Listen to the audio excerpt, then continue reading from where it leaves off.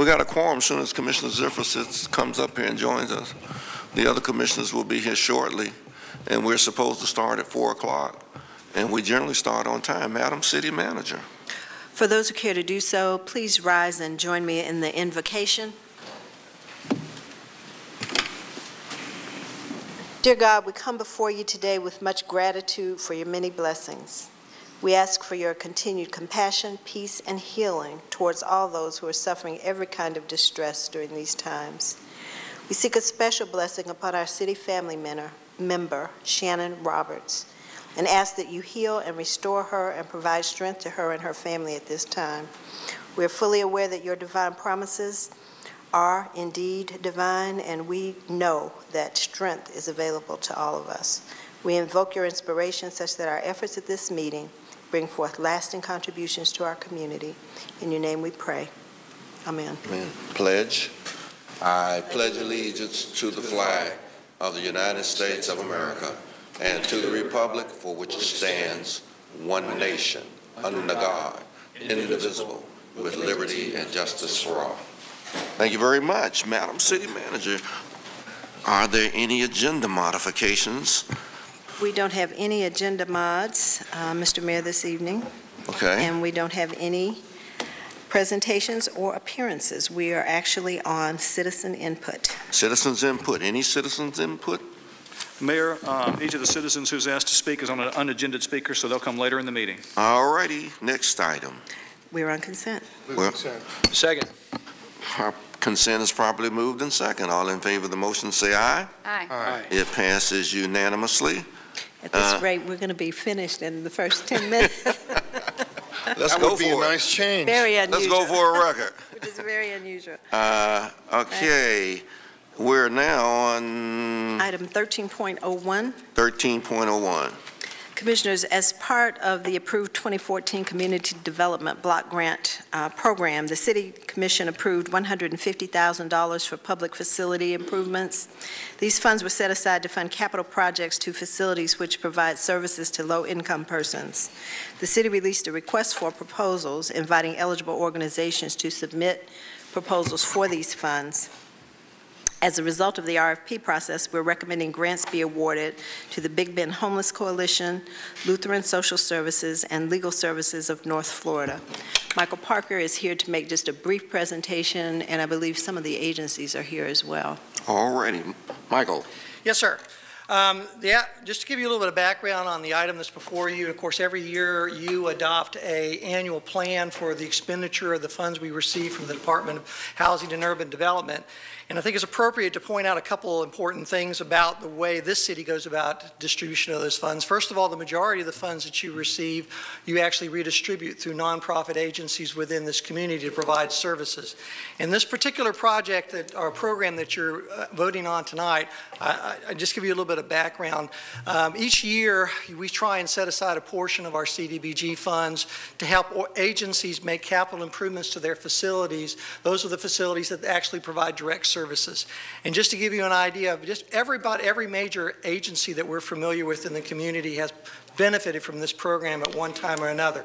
The Refuge House facility that was built and around 2000, that funds from this program helped build that new facility.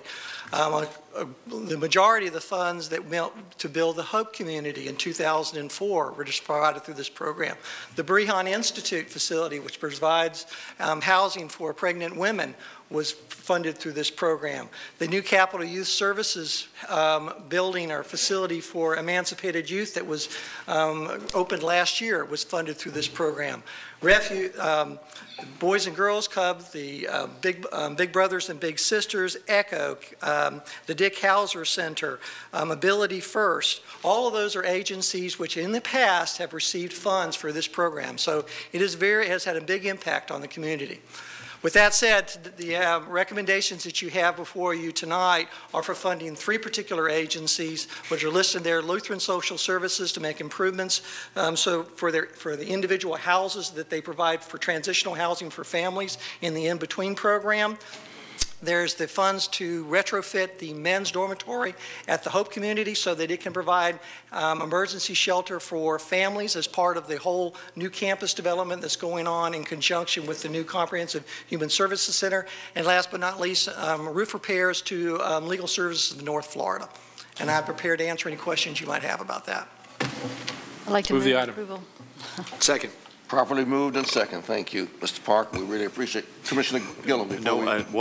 Support the item, but two, and I'm sure Commissioner Ziffer wholeheartedly agrees, as the rest of us, want to salute you for your work on the Comprehensive Human, have we changed the name yet? No, I think they're having a contest for that. Okay, well, the name change is coming, but not as celebrated as you should be in the negotiations on settling that and on your work, frankly, over the years, over a decade with regard to the current shelter. Michael has been extremely instrumental in helping in the relocation and negotiation and piecing together the resources to make that happen. So we're appreciative of your work. You know, I've got this as a note to say when we share ideas, but I think it's appropriate now. We did break ground on the new homeless facility. Was it last week? When was it? This week sometime, and that's a long time coming. Last week? Whenever. It's been a lot. We did break ground on a wonderful facility that's going to serve this community, and we tried several years ago to do something about it, and then now we've done it, and Commissioner Ziffer was instrumentally involved in making that, bringing it, in for a landing. And so we need to thank him for his hard work, dedicated work in doing that. But all of us believe in it strongly. But we had to bring it in. Michael, certainly you were a big part. Mr. Parker certainly was a big part of it. And we want to take this opportunity to thank you and your team for making it really a smooth transition to get that done. The thing that struck me most at the event were the number of people that were there. I mean, I think all of us go to different events over the time we've been on this commission, but it was one of the largest crowds that I've witnessed at a groundbreaking such as that. Mm-hmm. And the depth of the community that was there. So for me, at least, it was almost a surreal moment as I stood there, and it was a beautiful day. And I was in charge. Under the pines and a gentle breeze, thinking, how far have we come that this was just a dream not too long ago.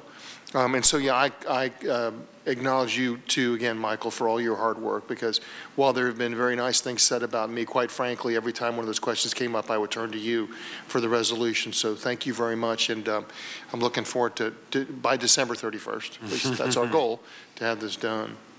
Well, I know Commissioner Ziffer wanted a nice, warm, sunny, bright day for such a wonderful event, and you're welcome. Thank you, Mayor. You're welcome. The weather meter. All right. We got a motion and a second. All in favor of the motion, say aye. Aye. It passes unanimously. Next item. The next item is 13.02, approval of Talquin Territorial Agreement Amendment and Transfer of Facilities. And Commissioners, this today is going to give us an opportunity to actually talk about our agreement with Talquin and the territorial agreement in general, because I think it's important that you understand that, and for some of you, we've not done anything related to that agreement for a number of years. So this, Rob is going to take about 3 minutes to tell you about the agreement and then explain to you what the transfer of facilities is. If I can figure out how to turn on the projector. Okay. Are you an engineer? But not an AV guy.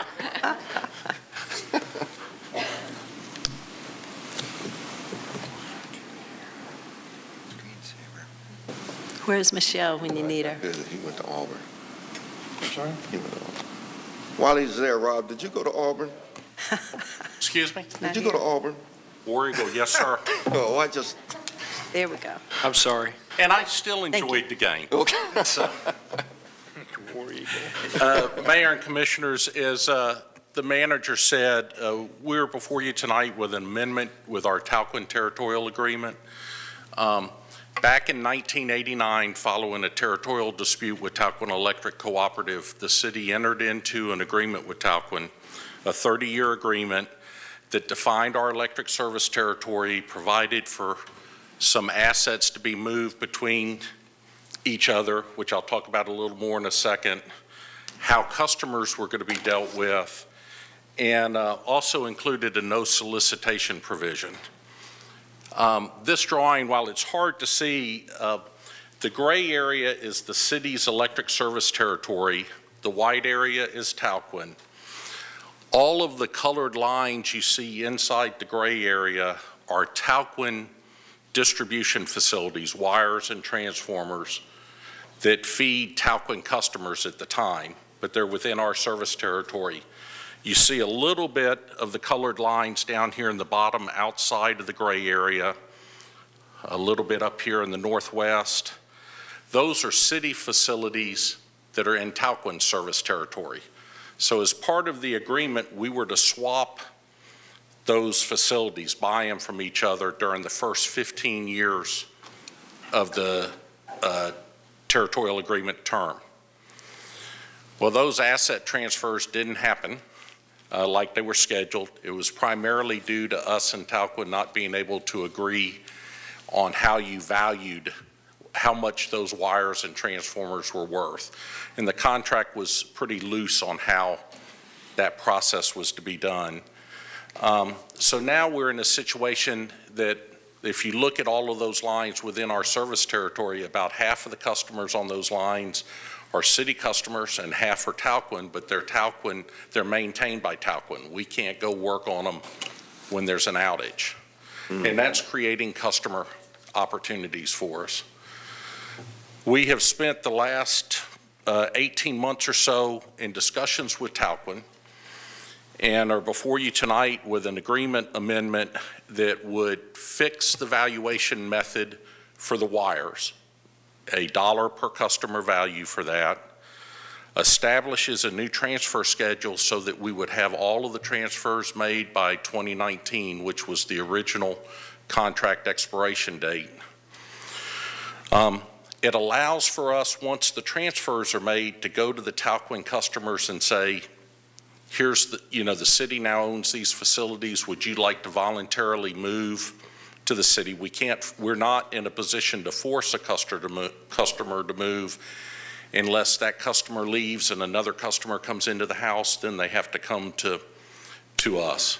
But an existing customer, it's a voluntary move. And then importantly, it gets us an additional 30 years under the agreement. So we're now out to, what's that, 2049. So, but that's a little bit of the history, and like the manager said, we're asking for approval of the amendment and then also approval to transfer the assets that were scheduled to be transferred in 93, 94, and 2002. Okay. Move the item. Second. Properly moved and second. I can say I'm somewhat familiar with these territorial agreements, and this is a good one. I used to, when I was a hearing officer with the Public Service Commission, these are the kind of things I used to hear, and this is really, really outstanding the way you all handle this. So anyway, we got a motion and a second. All in favor of the motion say aye. Aye. It passes unanimously. And Rob, last week sometime, you remember I got a gallon of Tumors lemonade?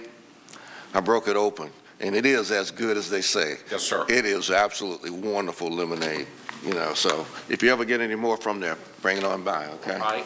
Okay, take care. Next item.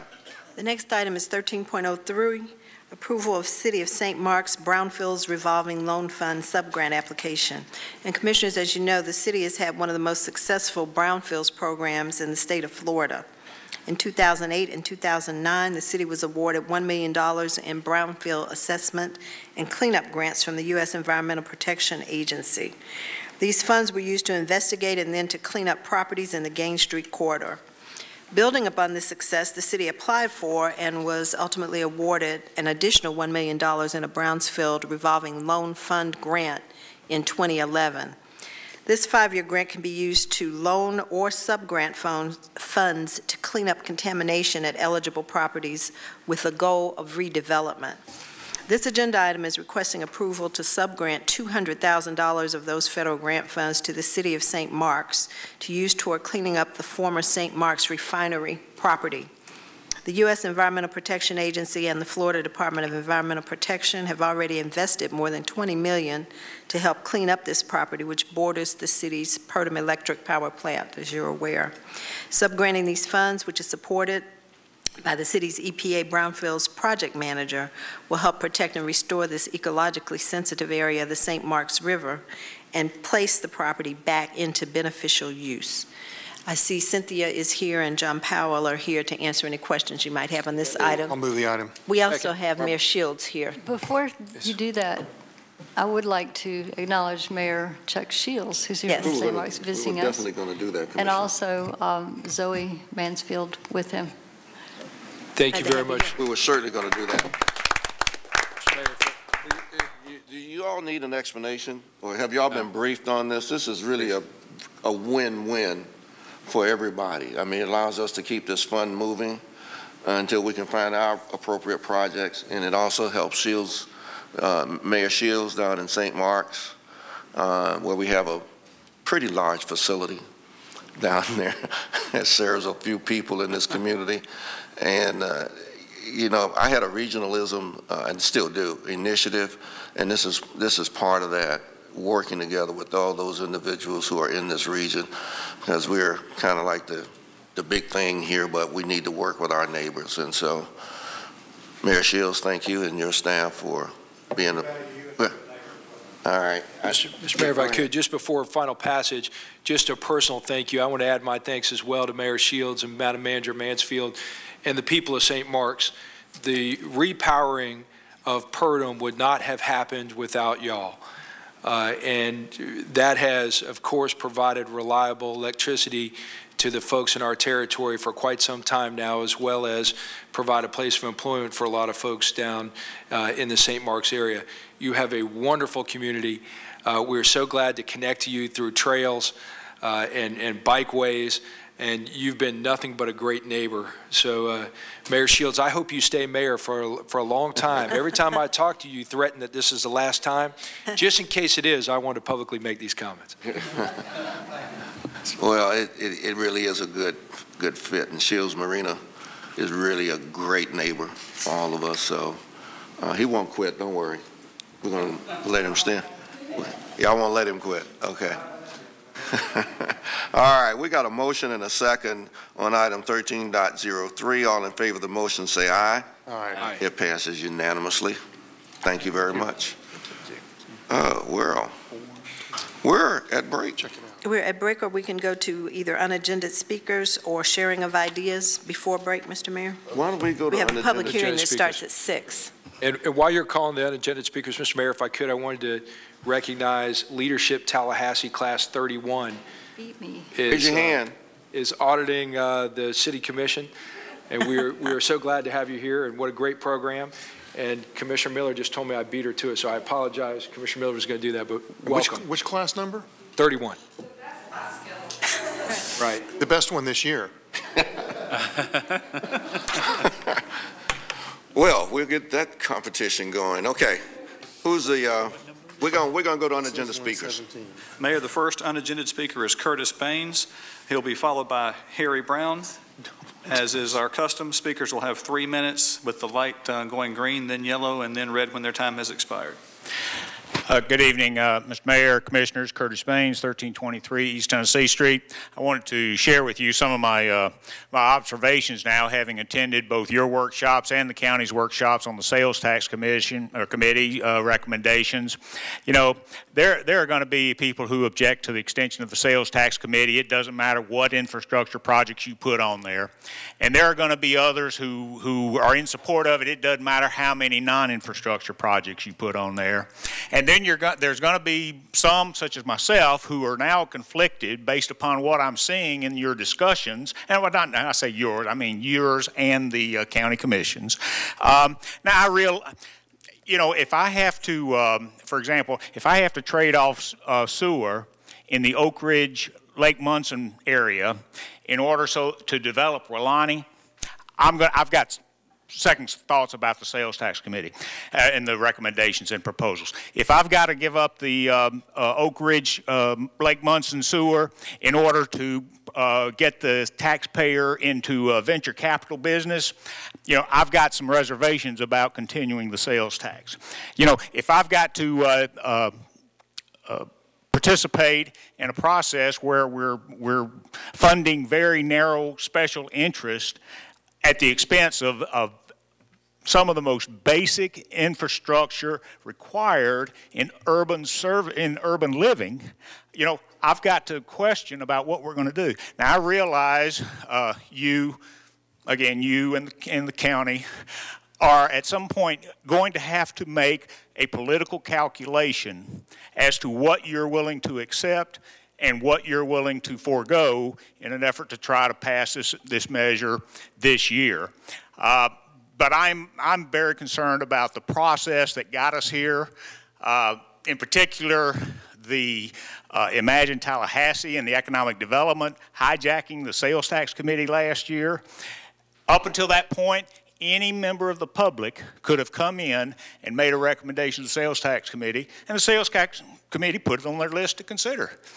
And then had to cut $1.5 billion, roughly. I don't think anybody ever totaled it up, but it had to have been about $1.5 billion worth of project, just so they could set aside $100 million for economic development. So, you know, as we move forward, you know, those are the kinds of thoughts I'm having as we, you know, have these discussions, and we're putting more and more money into non-infrastructure related issues, which, you know, increases my conflict. So I will share that with you, and thank you very much. Well, let me ask you a question first, Mr. Baines, because you said something that's kind of somewhat disturbing. I hope it's not correct that some members of the public weren't allowed to speak before the Sales Tax Committee? Well,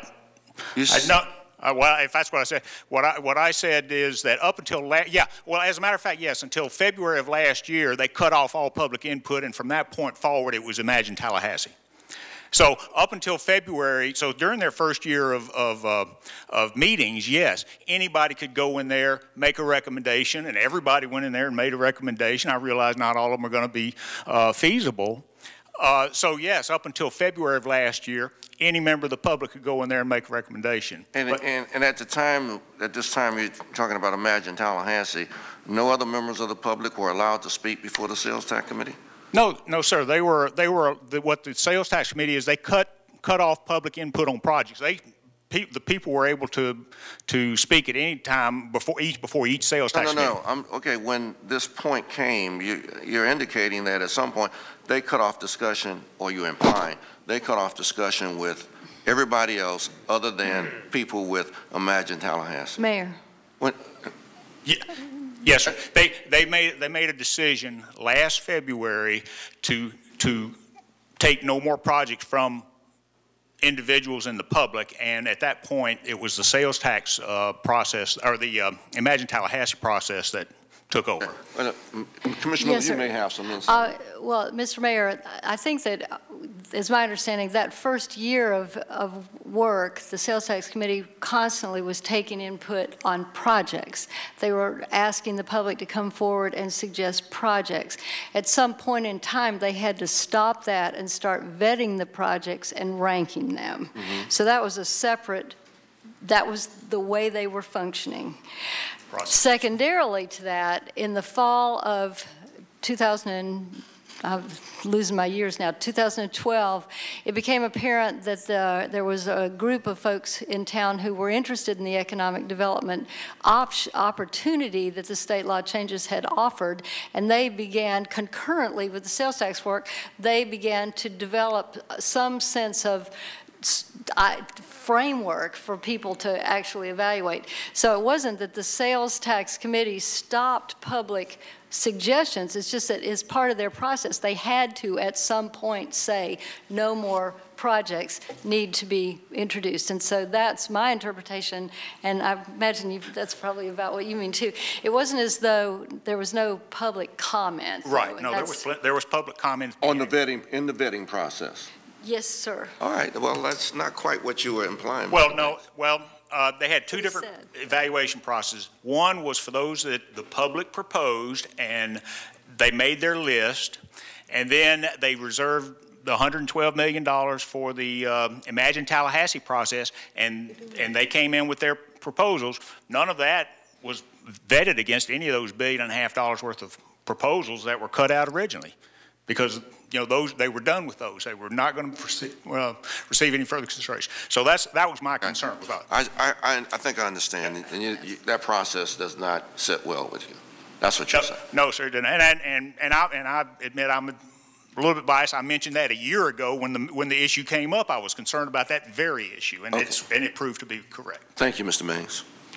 Next speaker, Mr. Mayor, is Harry Brown. He'll be followed by Erwin Jackson.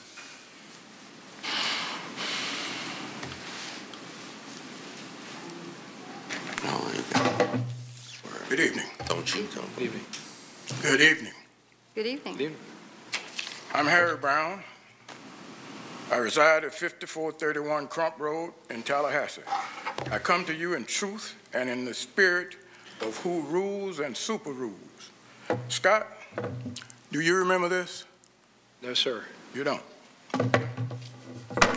This is a proclamation that you gave me recognizing me for the work I did in the International Executive Housekeeping Association, International, and I was a board member. It is ironic that you issued a proclamation on the 12th of September and your co-conspirator, Anita Favors, fired me on the 14th of September and marched me out of City Hall with a gun at my back without cause. This malicious act was carried out by Tom Coe, all because I did not agree to fire one of the two women, one being Lily, who observed you in a compromising position with your secretary or with your aide. You confronted me in the parking lot demanding that I fire Lily. When I told you that Lily had as much right to be here as you or me, you turned beet red and walked away. The next day, one of Anita's cronies called me and told me that I had just shot myself in the foot. That was when Anita's relentless attacks were levied on me, from attacking me in the presence of my supervisor to bolting from the dais and attacking me with her finger in my face, ripping me up one side and down the other. The words from one observer in the commission chambers was, "That lady is out of control." With every fiber in my being, I'm on a trek to inform the members of this community what kind of people are trying to run our city. The people deserve better. Scott and Anita, I have traveled to many places around the world to find that you two are the most raunchy, lewd, lascivious, vile, and despicable individuals I have ever encountered. You both tried to deflect your dirty and detestable character on me because I did not agree to your dirty work. And because of that, you conspired to deny me $31,000 that I rightfully deserve. Lou Shelley, you informed me that whites who left in like manner were given their severance pay. These are the kind of things— Excuse me, your time has expired. Do. Okay? You have restored a lot of people's lives with your racist behavior. Excuse me, your time has expired. Aware of your behavior. The city deserves to be made aware of your behavior. Thank you so much, and I wish you all would find time to give us more than 3 minutes. It would be so much appreciated. You don't need any more. Next speaker. Next speaker is Erwin Jackson, and that's the last of our unagended speakers at this time. Dr. Erwin Jackson, 1341 Jackson Bluff. Why has this commission refused to implement the entire ethics proposal given to you several months ago? Why have commissioners remained blind to the need for an outside ethics officer? Let me give you a couple examples. Last week, Citizen Baines asked why the city manager overruled her staff and selected a media consultant whose proposal was 400% higher than a qualified competitor.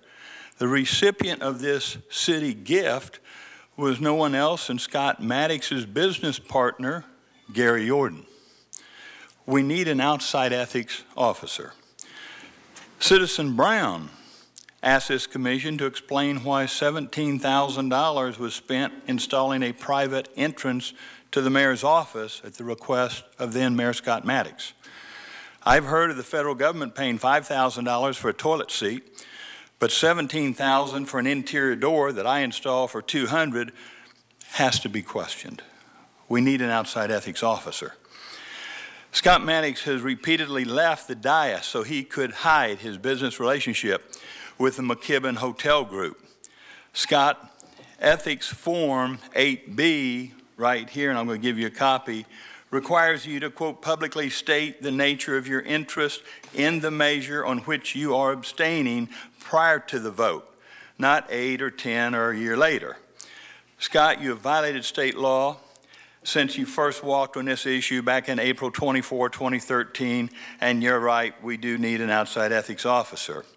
On September 25th, 2013, in response to my questioning, City Attorney Shelley attacked my credibility of my statements and concluded that Scott, in fact, does not have a conflict. However, Scott admitted February 12, 2014, that he, in fact, does have a conflict of interest. Mr. Shelley, I asked, do you want to apologize to me now or later? It is clear that Scott wants insider Shelley to be his ethics officer. Scott can count on Shelley to ignore the ethics laws, as here, and protect Scott's self-serving actions. We need an outside ethics officer. Last week, I told this commission that red light camera company Redflex employed Scott Maddox. He denied it, but Executive Vice President Aaron Rosenberg has reported to authorities that his company's marketing strategy was to bribe local officials in 10 states, including Florida. Mr. Rosenberg presented documents stating, quote, the presence of Scott Maddox interjected a further higher degree of credibility to Redflex. Scott says he was there at the meeting as their, quote, defense attorney. Excuse me, your time has expired. Mr. Rosenberger said Scott's role was, in fact, not so. We need an outside ethics officer, please. Any more speakers? No, sir. All right. Mr. Mayor, just before we break, just briefly, I try to respond for the folks that watch on television, so they'll have an idea in case they don't see every meeting to know that these folks come back time and time again. Of course, every time that Mr. Jackson said Scott said this, Scott said that, Scott didn't say those things. I'm glad to know that I'm now part of a criminal conspiracy that involves Lou Shelley, Anita Favors, and a gun-toting Tom Coe. But what was said tonight was false, from private conversations to allegations all the way up and down. The employee that made the initial comments brought a lawsuit, brought ethics complaints, all of which were thrown out immediately, all of which were discredited, all of which were discredited with affidavits. And there is a long, the employee was terminated. The manager can speak to that, but it was for multiple sexual harassment. And I'll be glad to read that personnel file if we need to at every meeting. I did that prior. But unfortunately, we're going to hear from folks like this time and time again. It's hurtful to everybody when you hear wild accusations, but I think that the public takes them for exactly what they are. I would hope that the public does take it for exactly what it is anyway. It is not what we all would consider civil behavior, but we have to endure. We're in recess. You don't want to do sharing of ideas? Oh, you want to share our ideas first? Anybody? I have something to share. Well, it's a suggestion. I'd like to begin to offer parking waivers to people who come to commission. Basically, let them park and claim and get their parking ticket validated, and then they'll be able to come to the commission meetings without having to pay for parking. Let's take a look at that. Sure. Any other idea to be shared? Ideas to be shared? 3 words: spay and neuter. Any other words? Cascades Park is opening on the 14th. Cascades Park is opening on the 14th. Be there. Thank you. We're in recess until 6 o'clock when we'll have public hearings.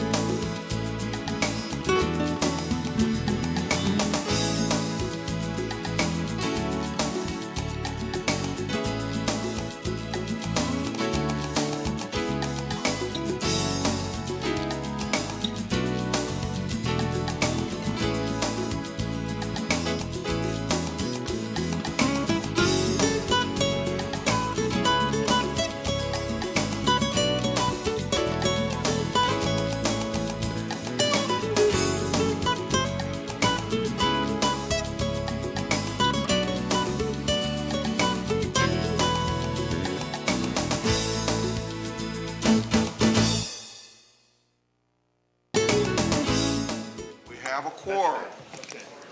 We do have a quorum. And Madam City Manager, I guess the City Attorney is in charge now. We're on public. Mr. City Attorney, can you get us going here?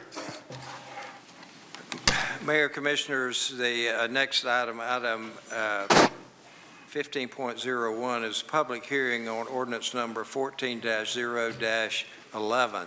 It's a ordinance that repeals two sections of the existing city ordinance relating to firearms. Let me read the title of the ordinance into the record. Ordinance number 14-0-11, an ordinance repealing section 12-61 and amending section 13-34 B5 of the Code of General Ordinances of the City of Tallahassee relating to firearms, providing for conflict, severability, and an effective date. This is public hearing. Do we have any speakers? We do have one speaker on this item, Roy Blondeau. Mr. Blondeau.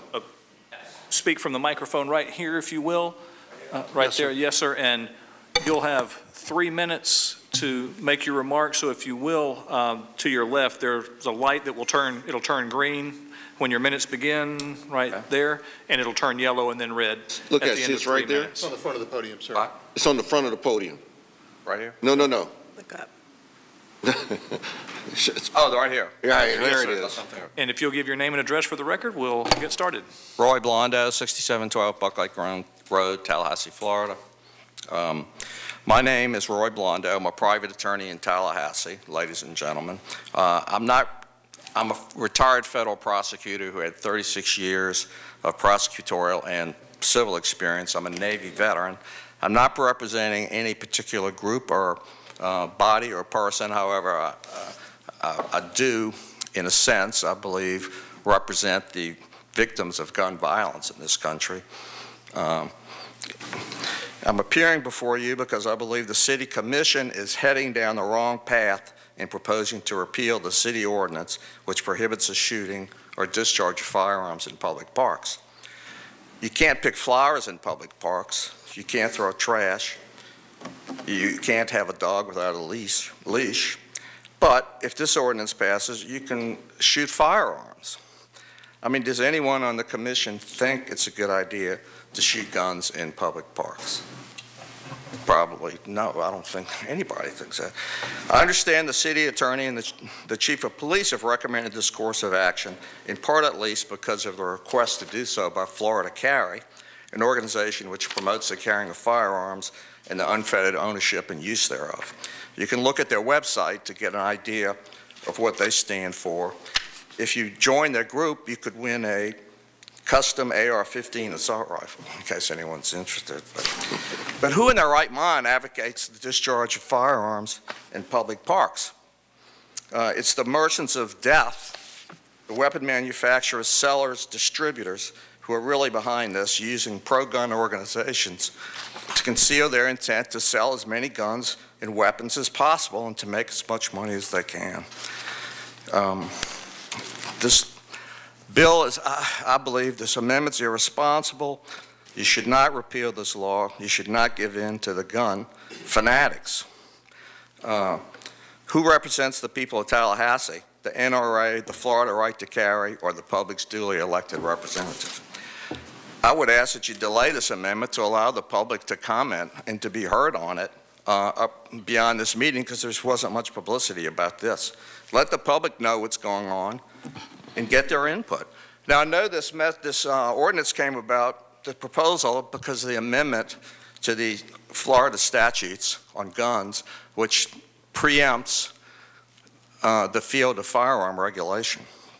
And I know, Mr. Shelley, I read your memo, and I understand what this is about and what position you're in. Government officials who violate the Florida preemption statute can be sued, they can be removed from office, they can even be prosecuted if they displease, the gun lobby, so to speak. This law was promoted by the NRA, was apparently written, according to Florida Carry, by Marion Hammer of the NRA. Excuse me, your time has expired. Okay. In any event, I believe you should defeat this resolution at this time, or at least postpone it for further consideration. Thank you. Sir, can I ask you a question? Sure. Go ahead and I'll make some comments. Okay. Do you believe this law by the Florida legislature is constitutionally defensible? Well, I think there's a lot of constitutional problems with it. I don't know that anyone has specifically challenged it. Palm Beach County has filed a lawsuit against the legislature to overturn the section of the law dealing with removal of public officials, fines for public officials, and that's apparently in a state of limbo right now. But I spoke to the Palm Beach County attorney a few months ago, and they said that case was still going. I don't know. So really, if I understand this correctly, the Palm Beach County attorney has filed a suit in federal court, or where? Do you know? State court. State court. So he, by doing that, has violated the law. Because he's making an attempt to repeal the law. As I understand this, if you make any kind of a public official make an attempt to repeal the law, they have essentially violated the law. Well, it's possible. Now, I don't think that the law covers the discharge of firearms. It never mentions shooting guns, firing guns. It mentions just regulation of sale, storage, things like that. It doesn't mention specifically the discharge of firearms. So, you know, the rule used to be a statutory construction that if something's not specifically mentioned, it's presumed that that was for a reason, and that is excluded from operation of the law. Is it your understanding that if we don't pass this ordinance or repeal this ordinance, that we have violated the law? Well, I don't know. But I know it can be postponed. The hearing can be postponed, and maybe public comment come out. I mean, I know Mr. Shelley's researched this, and I respect. Well, we're going to ask him some questions. Don't worry. Commissioner Gillum, you have a question for this witness? No, I don't have. Oh, for the speaker? Okay. Thank you very much, sir. You've answered my question. Thank you. You want to hear it? Well, we can, sure, yeah. Let me make a couple. First of all, are there any more speakers? There are no more speakers on this No item. other speakers. On this issue? On this item. As much as I personally may strongly believe our speaker, I think unfortunately the legislature has given us a bad law. My understanding is that Palm Beach County is challenging it. It's been pending since late 2011 in circuit court. I think that the points that are still left to be decided are the penalty points, as opposed to the general authority of the legislature to preempt the whole field of firearms. They are, as the speaker indicated, draconian penalties for a public or appointed official that allows a violation of the legislative act, including, as he rightfully indicated, fines, removal from office, and it's unlike most laws you have seen. Now, I think in terms of the discharge of firearms in public places, including parks, and certainly Chief DeLeo can speak to this issue, I think there is a state statute that deals with that. And so we're not prohibited under state law from actually prohibiting that behavior, which currently our ordinance prohibits. I can say in preparation for presenting this to the Commission for action, I did review the matter with a number of other local jurisdictions around the state, including Orlando, Clearwater, and talked with the two universities that have challenged it on the basis of firearms on the universities. In both cases, that they've either lost or agreed to dismiss the lawsuit. And the all the municipalities that I'm aware of that are aware of the issue or have been made aware of it by the gun lobbies have in fact removed the ordinance, the local ordinance that deal with it, for concern that after being put on notice that the ordinances are null and void, that there may be a judge that would find that willful action on behalf of this commission or the police chief if one of his officers was to use that ordinance to make an arrest or to make a penalty. So as much as I personally agree that it is certainly a bad signal to Tallahassee and to civilized society, from my own personal perspective, I think from a advisor to you ladies and gentlemen and city government as a whole, that it is appropriate to repeal those provisions. I certainly have no great problem with postponing action and conducting another public hearing, but I think you're more than likely to bring out both sides of this issue on an issue that the state legislature, unfortunately, has already resolved. Commissioner Gillum. Yeah, I talked to the city attorney earlier about this and the city manager as well. I will not be voting to repeal those provisions of our local statutes. I think the legislature uses an extremely heavy hand here. You know, I understand preemption and I know how it works, and they're doing it in other states all across this country. But I don't want to be caught on record voting to repeal the prohibition of the firing of guns in our parks and recreation system. This is where thousands of families and children go to play, to feel safe, to feel under the protection of us. And frankly, in a state where stand your ground is the law of the land, I don't want to create any more additional avenues where that law can be applied and used to justify, I think, undue crimes against humanity and other citizens. I'm not silly, so I recognize that the state has done what it is that they've done. They have their own laws by which govern this.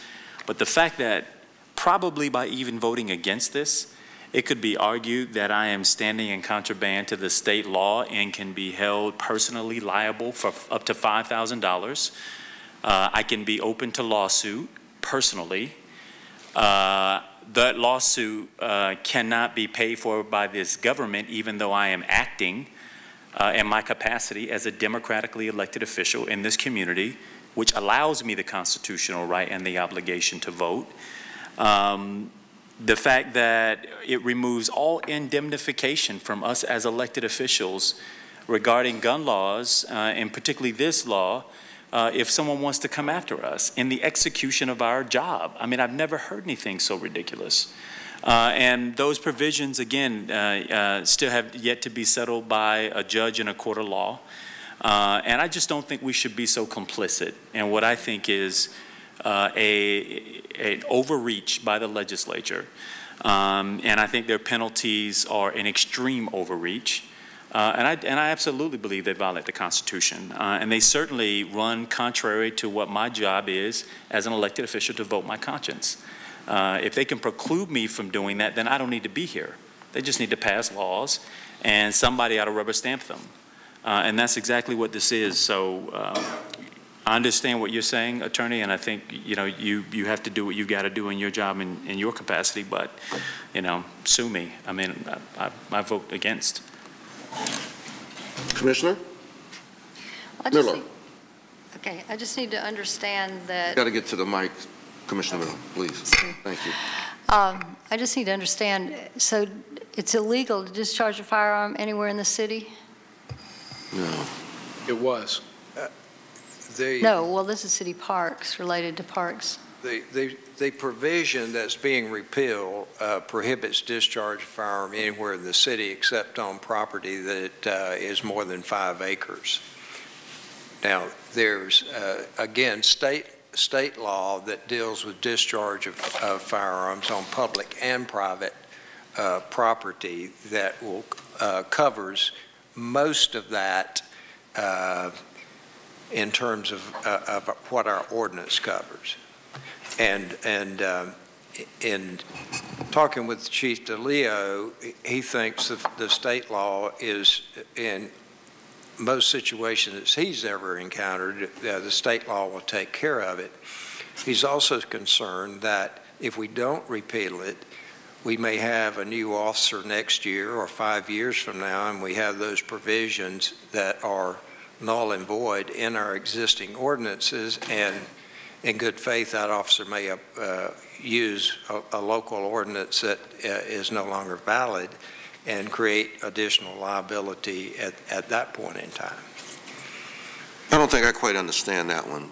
Help me out again. Please go over that concern by Chief DeLeo. Again, please. Well, maybe Chief DeLeo should do it. Chief, the concern I mentioned in terms of an officer, particularly down the road, because Chief Jones did issue an order to all personnel in 2011 after the laws had been adopted that the provisions should not be enforced. So as long as an officer has knowledge of that memo and it's in his file, then he clearly is not going to be applying this.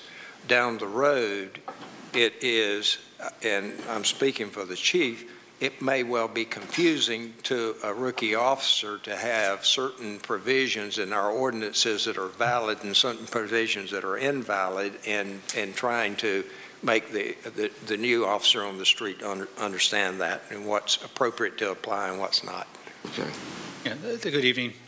Just as to kind of reiterate what Mr. Shelley is saying is, you know, when we train our officers, right, they get the state statutes, they get case law, they get the ordinance book, and they're told, here's the tools to make sure that Tallahassee is a good community and to make sure that people are safe. We don't then go back and say, well, ignore these sections, right? The assumption is that these are valid laws that are still on the books, that those are tools that are available to them to do. And although the officers that were here 2 years ago know, and we have redistributed the memo, you know, the idea is to teach the officers the information they need to know and be aware of so they can be effective, not second guessing things. Wait, is this a law I can enforce, or do I need to go back and check someplace else? In many cases, like Mr. Shelley said, state law covers most of what's in the ordinance. The tools are effective that are in place.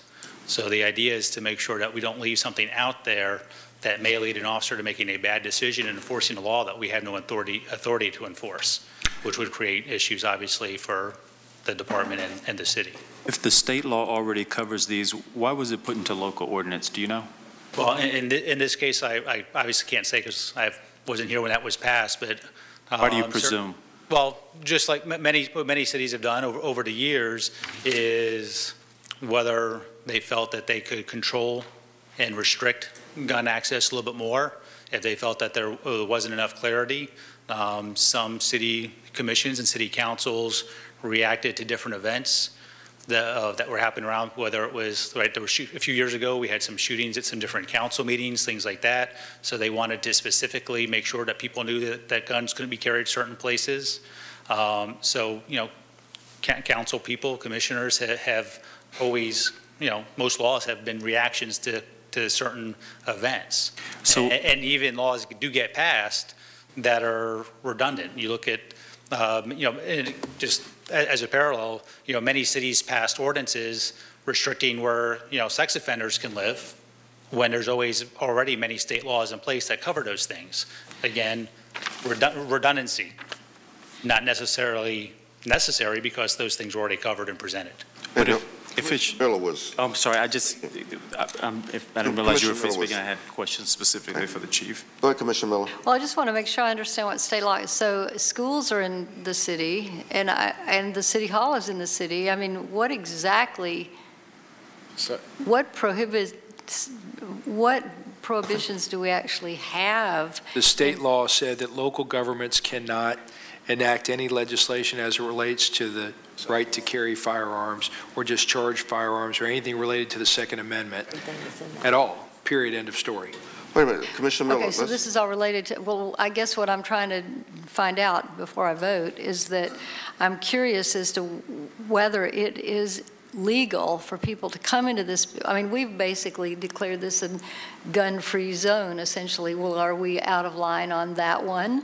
Are we out of line by not allowing it on a school property? I mean, where does this stop? Well, I'm sorry, ma'am. Commissioners, one of the things Lou and I are talking about over here is that clearly this comes to you as an amendment to something that is already out there, and we didn't have any discussion with you about the full scope of the law.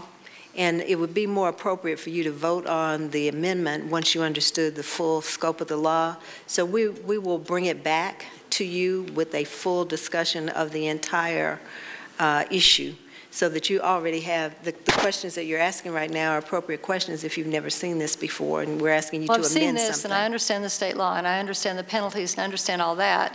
I understand the state law as it applies to our ability to function here. What I was trying to get a fix on is exactly how far that goes, and it doesn't have to be something I know tonight, I guess, but I guess I was trying to decide just how much resistance I have to this. I mean, if they really are saying that we can't prohibit people from coming into City Hall with guns, that we can't prohibit people to come on schools, on a kindergarten classroom with a gun. If we can't do that, then when do we draw the line and say, I'm ready to fight? You're absolutely correct. I think the manager has the right idea, but I know all of us might want to have something to say about this. So let us do that. Commissioner Ziffer, sure.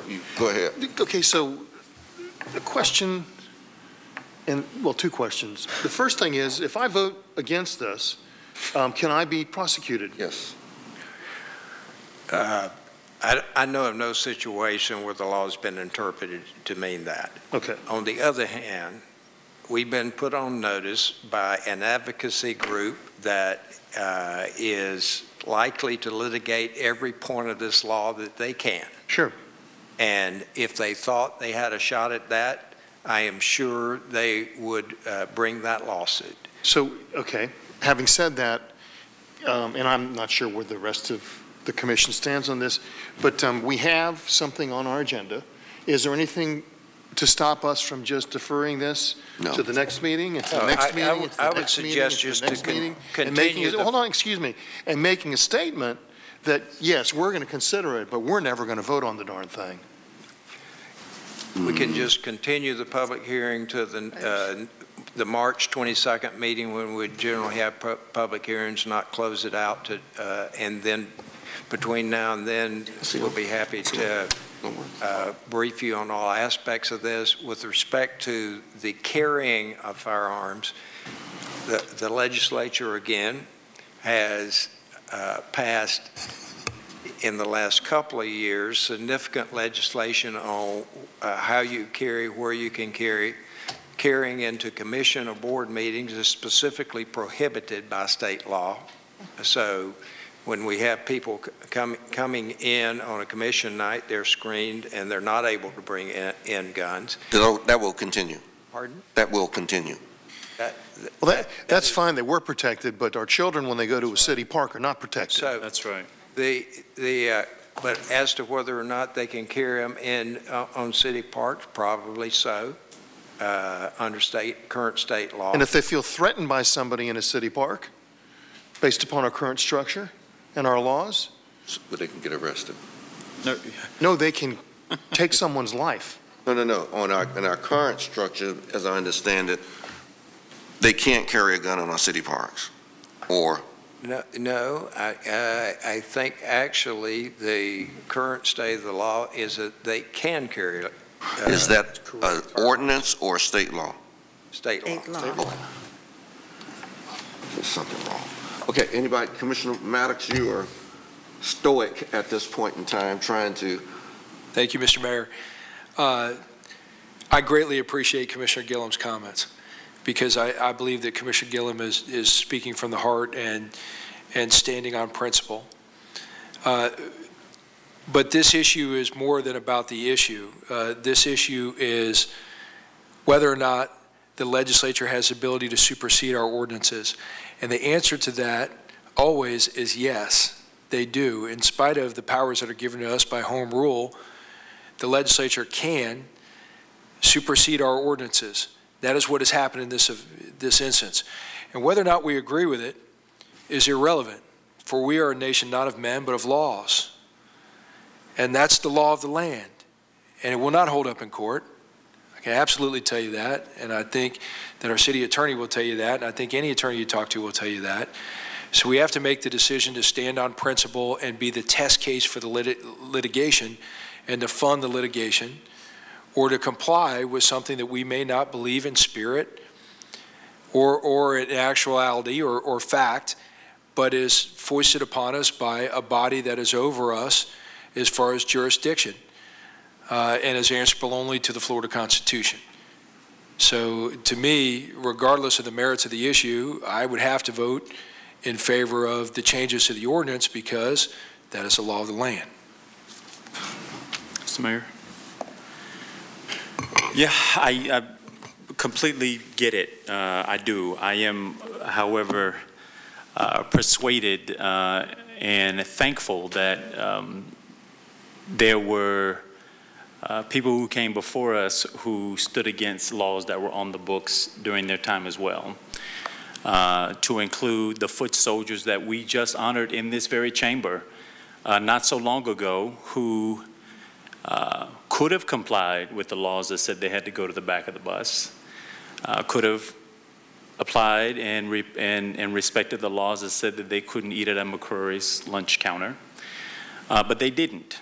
And they acted against it. They acted against this very city commission in so doing. It was this commission, not by us and our makeup, by the constitution of the local government that put in place these barriers of inequality. And I think that there are just laws and then there are unjust laws. And I think laws that, again, take away and erode the protection of our citizens at some point, I think we can't be complicit in it. And so I'm not sure where it lands. I don't know legally where it lands. I do recognize the state's ability at preemption. They've done it in other cases. They'll probably continue to do it again into infinity. But there are some overreaches here. And I think these overreaches are intended to intimidate. They are intended simply to intimidate. They have nothing to do with the enforcement of the law. Making me personally liable for $5 grand for being against a law like this is intimidation. Saying that the government can't fund a lawsuit that I get sued in based off a vote that I make as an elected official is intimidation. It's nothing to do with the content of the law. And so I just think at some point you don't cower to intimidation. At some point you say, you know what, if your law is so just and it's so right, then let's try it out through the system as far as it needs to go to determine if that's true and if that's the case. And if it bears out, it bears out. But I think this legislature has overstepped here, and it probably has done so in so many other cases that I can't even begin to enumerate. And I am angry about this because I keep thinking about these really senseless tragedies that keep happening in our community and across our country. And at some point, somebody has to say to the people who keep pushing this mess that harms communities and destroys families, that they can't do it, that it has its limits. And maybe we're not the limit. Maybe it goes beyond us. Maybe we get pushed over and pushed to the side. I'm not real sure. But I know one thing, just reading what we have before us and being bullied into this, told that we have to change our local laws to comply with what I believe are unjust laws, I don't think we have to do it. It's your vote. You can vote however you want to. And however we decide to go, but I don't think there's a motion to move this forward. I certainly won't be making it, but I'm against it. I recently received, I know we're going to talk about this thing a lot because it is troublesome. It is extremely troublesome. I recently received a letter from an individual who's made an argument supposedly in protection of the Second Amendment. And her concern was that the confiscation of illegal guns will escalate to the unlawful confiscation of legal guns. By the way, I'm a member of a group called Mayors Against Illegal Guns. Mayors Against Illegal Guns now. Understand what I'm saying? Illegal guns. And I was attacked by the NRA and those who support the positions of the NRA viciously, and I'll say viciously, for about 3 or 4 months when I initially joined that organization. I'm still a member of that organization. I will remain a member of that organization because I don't think the Constitution guarantees anybody. I don't think our forefathers and foremothers, when they wrote the Constitution, intended to give those who have illegal guns a right to have those illegal guns. But that's what this group will say to you. That's what the NRA is saying to me. You shouldn't be a part of a group that's against, I keep saying this, illegal guns. So I can't support this either at this point. I think Commissioner Gillum has made some valid points. We have been intimidated and harassed, at least I have been intimidated and harassed by those individuals in the NRA. And if you could see some of the things that they have said about me and to me in emails, on the telephone, in letters, you would understand why, under these circumstances, it's time for somebody to say enough is enough with their intimidating tactics. This statute, as it stated, is nothing but intimidation. It is not, I consider it to be un-American, quite frankly. I consider the statute to be really un-American. And those who pass it in the legislature, they should know that. They are not acting consistent with the Constitution of the United States or the Second Amendment by doing this. That's my position, and I'm going to stick with that position. It's just really not something that we as Americans in this country should tolerate, that kind of intimidation from a small group of individuals in this country. And let us go back, and I know that some of us feel it. We've had some senseless killings of young African-American males lately. And, you know, we don't want to do anything about it. We've had senseless killings at schools in Newtown, and we don't want to do anything about it. It appears that we don't want to do anything about it. But yet and still, you know, we get these senseless laws on our books that are clearly designed to intimidate us, and we say, okay, we got to go along with it. Well, if Commissioner Gillum and I have to endure a $5,000 fine to find out whether or not this is the right thing to do for America, then we'll do it. I'm going to do it. Now, having said that, I need to know more. Is this a criminal or a civil statute? It's a civil statute. It's civil. Right. So it's really something that they would have to sue me individually, the city of Tallahassee individually. They really couldn't put us in jail for this.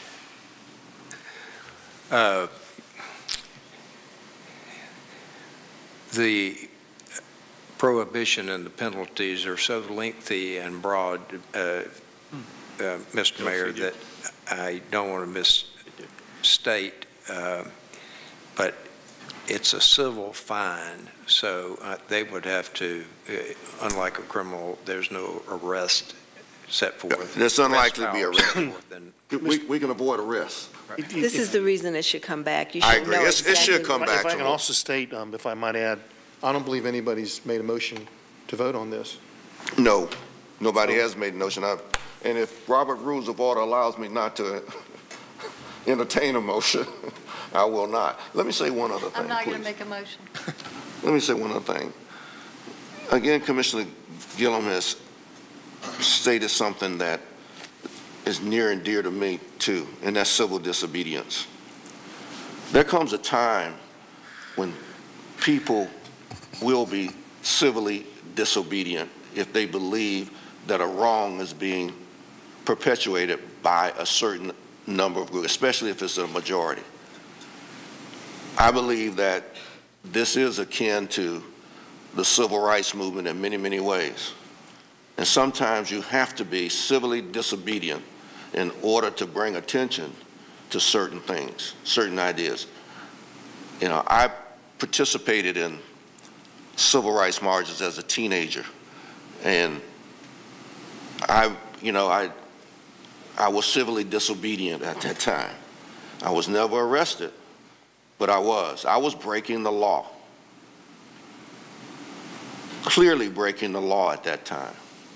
And right now, if I'm breaking the law and doing this and opposing this, bring it on. Commissioner? Commissioners, I think that instead of inviting folks to sue us, we might consider signing on with Palm Beach County in their suit. That, to me, would be a lot more constructive use of our time, our energy, and our resources. So just when we do bring this back, I'd like to have by then been had the opportunity to be briefed by the attorney as to what those possibilities might be. Well, that is right now an option. Do nothing at this point, and nothing will happen to anybody or anything on any circumstance. I didn't say anything about well, I said not. No, at this point. I don't care what we do right this minute. You guys can decide. But the fact is that if there seems to be some strong feelings about this, and so I think we should probably take the opportunity to join a fellow county in their efforts as opposed to just trying to invite people to sue us individually. Agreed. I believe we need to be briefed further. I would like to get some more information. I would like to understand that I didn't read the law all the way through to each letter, but now I will. And I want to make a determination on my own as a student of the Constitution whether or not the Second Amendment is actually being violated, what its impact on the Second Amendment of the United States. I've looked at it, and you know, I just don't believe it's consistent with the Second Amendment to do what they've done. Commissioner. I want to associate myself with Commissioner Miller's remarks. First of all, I appreciate the thoughts from the heart, absolutely, and I think that's part of public participation. But this isn't, our role here is not to interpret the Second Amendment and the United States Constitution. Our role here is whether we are going to adhere to a legislative mandate that was handed down by the Florida legislature. Now, let me be the first to tell you that I disagree with many, many, many, many laws that come down from the Florida legislature. I also stood right there the first time in March of 1993 and again in 2012 and held up my right hand and put my left hand on a Bible and swore to uphold the laws of the state of Florida and the Constitution of the state of Florida. So I understand civil disobedience. I would feel much more comfortable in our role as the governing body for the entire city. I would feel much more comfortable intervening in a lawsuit to allow our displeasure to be heard that challenge it than I would being the ignoring of state law. I just think that's a more responsible position for the government. Now, individually, we can do what we like and make our voices heard, but I think Commissioner Miller's suggestion is a good one. Well, I mean, why don't we go a little bit further and challenge the law ourselves here at the city? Well, I think Commissioner Miller's, if that were in the form of a motion, I would absolutely love to hear something back from the city attorney about either a friend of the court brief or in some other way joining in a local government that is taking this on. And I wish it was just as simple as expressing a personal position on it, because what this law does is it goes beyond my expression as an individual, and as in my role as an elected official, it holds me accountable individually for that vote.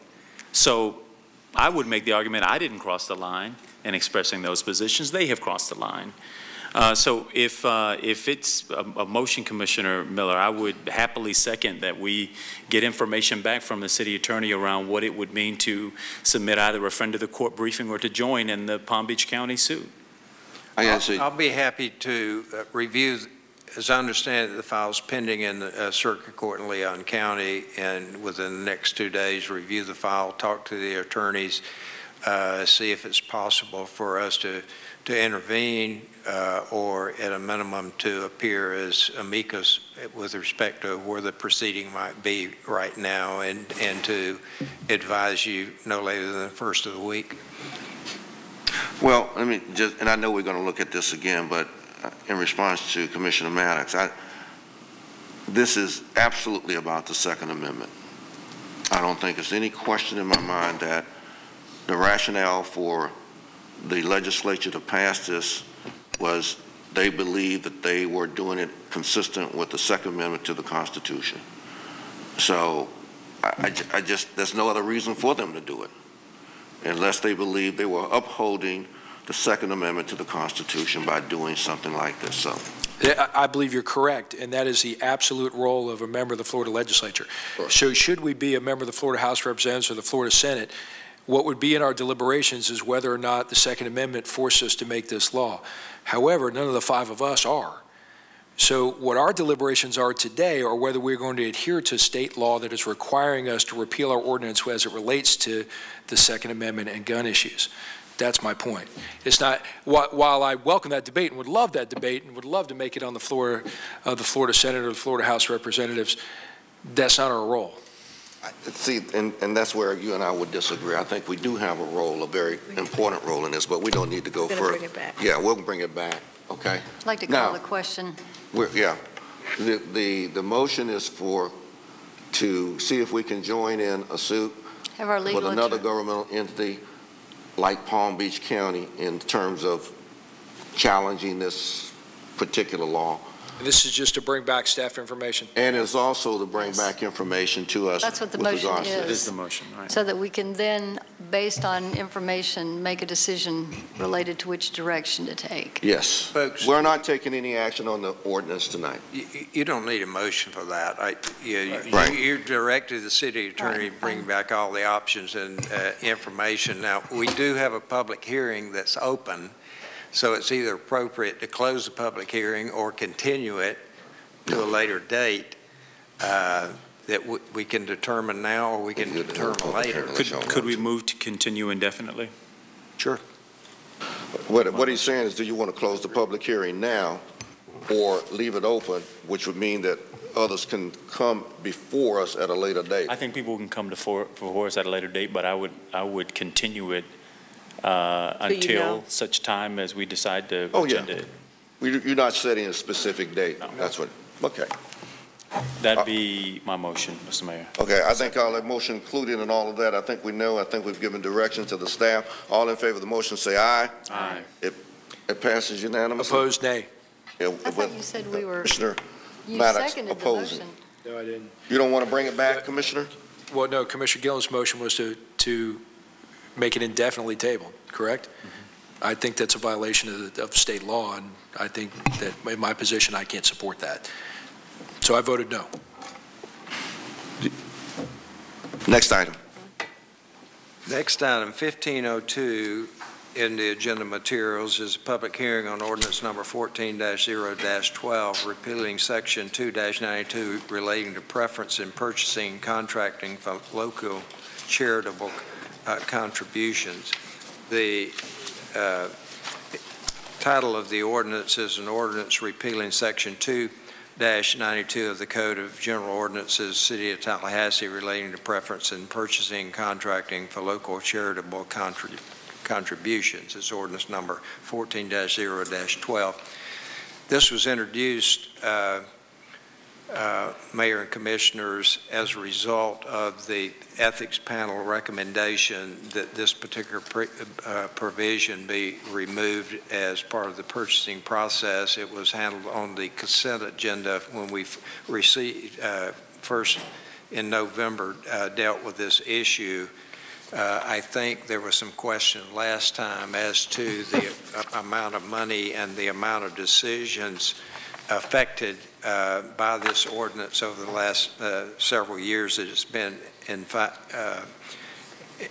operation. And I think Raul sent each of you a email detailing the answers to that question in terms of total contributions. If you're, at this time, it's appropriate to have any public comment, speakers on this item. We have no speakers on the item. Motion? So moved. Second. Properly moved and second. All in favor of the motion say aye. Aye. It passes. And make it clear that the motion was to pass the ordinance. Right, repealing.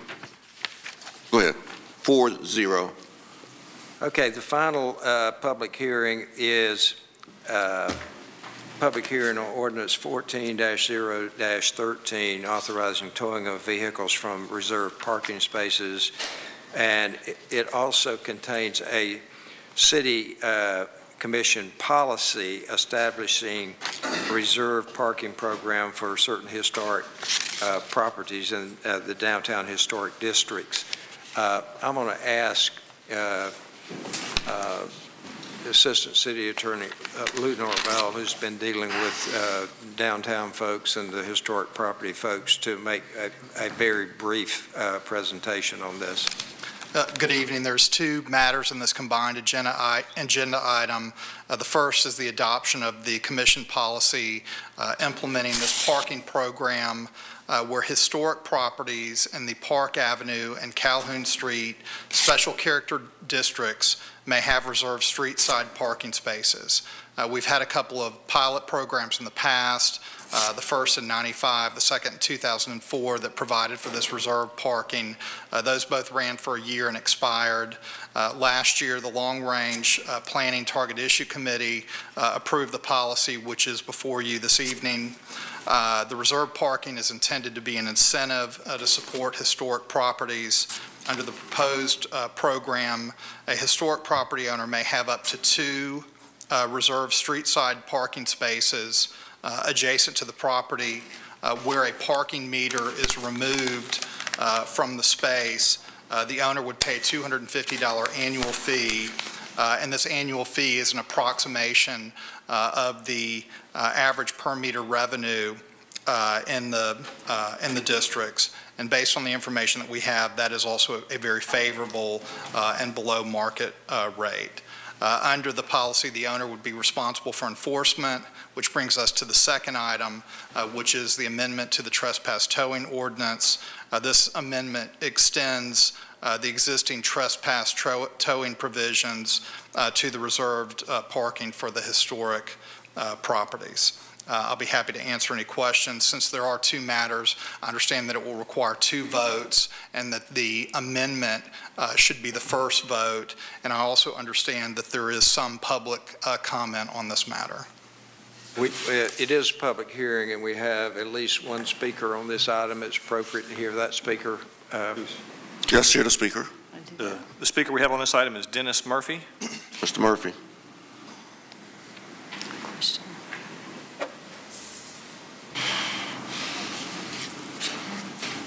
Thank you, Dennis. Thanks.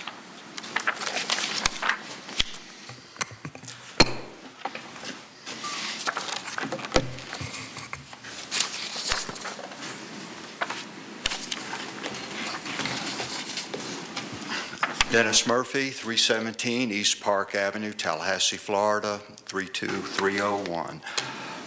Honorable Mayor and Commissioners and Council, I want to address the policy this evening.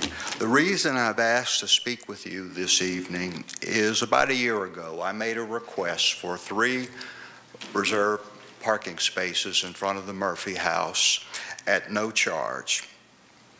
In making this request, I was mindful of goals, objectives, and policies in our comprehensive plan, speaking to the waiver of fees and other yet to be realized incentives for owners of historic properties. I was also of the opinion that the people of Tallahassee would not object to lending me these 3 parking spaces in consideration of the frequent street closings, and inconvenience to tenants and inability to access the front of the building from time to time as a result of many community events that are held at Lewis Park and downtown throughout the year. But now I find myself in an extremely uncomfortable position in having to say that the policy that you are being asked to approve in response to my request has missed the mark. And please let me explain. Two issues that trouble me. The proposed annual fee does not bear a good relationship to the actual amount of money collected from a typical meter in front of one of these historic properties. I handed out a summary sheet of my own analysis of the actual impact that my request would have. For example, the 3 meters in front of the Murphy House combined in 1 year produces about $100. The other item that troubles me is that the policy is fatally flawed because it is inequitable through no fault of anyone's. There are 47 eligible properties. 33 of them do not have parking meters. And as I understand the effect of the policy that you're being asked to consider tonight, that those property owners without parking meters may request curbside parking, and they will not be required to pay the fee. Of the 47 eligible properties, only 14 have meters, and they will be required to pay the $250 annual fee. But there's good news. This can be fixed. And I'm asking this commission to amend the policy. Excuse me, your time's expired. A couple more sentences, Mayor, if I may. Go ahead, quickly. I'm asking the commission to amend the policy to allow up to 3 parking spaces and to cure the inequity by waiving the fee. The actual impact of what I'm asking for you will find in that handout. And I would be very pleased to answer any questions you may have. And if necessary, if things are not settled in your own mind, then I'm not opposed to continuing this hearing so that we can work together and get this policy correct. Thank you very much, sir. sir. Just a quick question. So some of these buildings are used for private businesses who operate in them, and I'm not sure how different from people who go to the bank during the day. When I go downtown, I have to park and put money in the meter to run to the bank. What would necessitate the exemption here, especially when some of these homes run private businesses out of them? Well, there's a very long answer to that, but I'm going to try to make it very brief. If you look at the overall environment in the downtown today, we have very high vacancy rates. The situation is a little challenging. In my own example, I can only charge about $12 per square foot for this space that I offer. That's the same amount I charged 25 years ago. Vacancy rates in the downtown are very high. The competition is fierce. And I have to compete in that environment with a building whose operational costs are very much higher than modern construction. To kind of get closer to an answer to your question, the only incentive that I can offer a prospective tenant today is that if you locate your business in the Murphy House, you will not be required to pay your annual fee for your Leon County and city business license. That's the only incentive I have to offer. It would be very helpful if I could also say that if you locate in the Murphy House and others who have, like Lemoyne, who have their business operations, and my neighbor, the Knott House Museum, if I could say to prospective tenants, the people of Tallahassee will lend you these spaces directly in front of your building to assist you in your business operations. I hope you don't undervalue that important inducement. That could be just enough incentive I need to encourage somebody to make a commitment to the Murphy House. Thank you. What does that have to do with the historical building? You're talking. I'm trying to understand why we would. I mean, there are other businesses that we are not going to do this to, correct? Exactly. Okay. So you're asking us to give you a little bit of an unfair advantage then? An advantage that is spoken of in our planning documents governing our historic resources. These were commitments that were made well past 20 years ago. And I'm just sort of reaching into that tool bag and pulling some policies out and asking for relief to give us a little bit of an edge over the competition for the public purpose of preserving historic resources. Okay. Thank you very much. Okay. Now, just one more question. We're not forcing you to buy the meter, though. I mean, you can leave the meter. Right? Well, Council did correctly point to the two previous pilot programs. What's in front of you tonight is identical, and they both failed. I really don't have a lot of time to be investing in failed policy and program. But you don't have to. You can choose not to participate in this. I would expect under what you will adopt, few will participate. Okay. Yeah. Mr. Murphy, do you own the property behind your building? I'm sorry? Do you own the property behind your building? I do. Do you have parking there? I do. How much do you charge for that parking? $75 a space, but the majority of the space is for the tenants at Murphy House. I lease out a few spaces to the Florida Press Association and the next door neighbor, the Florida Hospital Association. Okay, understood. Okay. Where are we now, Mr. There are no other speakers. No other speakers. We're at the point, if you have any further questions from Mr. Norvell. I'll move the item. Second. Move staff's recommendation? Yes. Second. All in favor of the motion say aye. Aye. It passes. We got another one, too. We've got two items here. So Mr. Mayor, can you call sir. for the opposed? Sorry? Can you call for the opposed? There are two items here. Okay. Anybody Opposed, nay. Thanks. Okay. Since we have two items, I believe that you have to have two separate votes, and the first issue, or the first item should be the amendment. The amendment to Just the ordinance. Quote, vote on. Okay. All right. On the amendment to the ordinance, we have a motion and a second. All in favor of the amendment, say aye. Aye. All opposed? Aye. One opposed. Commissioner Maddox opposes. Next item. The next item is to move City Commission Policy 402. That implements the downtown parking, 2 spaces per historic building, $250 per year for each of those 2 spaces. Motion? So moved. Second. Properly moved and second. All in favor of the motion, say aye. Aye. Aye. All opposed? Unanimous. Passes unanimously. I would like to ask you to look into something. You know, we took this through Target Issue and vetted it last year. But at this point, I'm wondering, with these numbers, exactly how much we're actually making or not making on the meters in front of these particular historic buildings.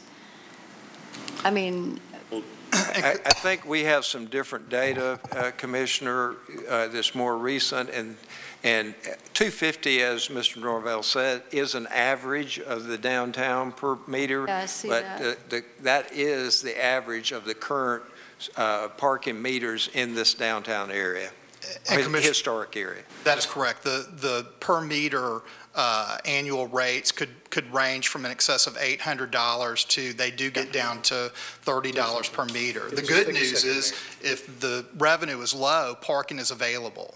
Where it's very high, the demand is very high. It's very hard to find parking spaces, for instance, in front of or near the bankruptcy court.